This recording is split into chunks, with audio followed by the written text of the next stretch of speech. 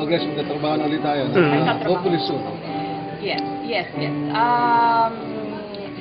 Nagsushoot ako ngayon The Trial for Star Cinema with John Lloyd Cruz, Richard Gomez, Jesse Mendiola. Marami kami doon. And I think in September ilalabas na. Ang hirap ng pelikula na yun. Napakahirap, kaya medyo nangangayayat ako dahil puro stressful ang aming mga eksena. But yeah, Miss Grace, I'm kasi excited. working with John Lloyd na before nabanggit ng gusto ka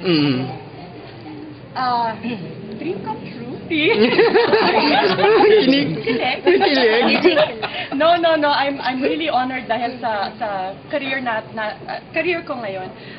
At least I'm getting the chance to work with the people that I really admire as far as, of course, their acting skills. Nakasama mo na si Lloyd sa eksena. Maraming bete.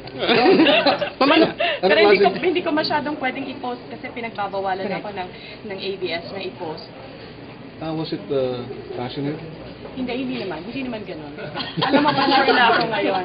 Nabawasan na ako ng mga kanotihan.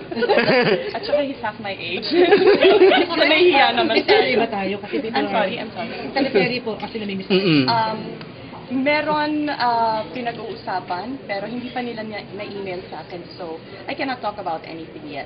Right now, ako gusto ko, sasabihin ko pag tuloy na kasi ang kasalanan ko parati ako nagdadaldal, tapos minsan nauudlot.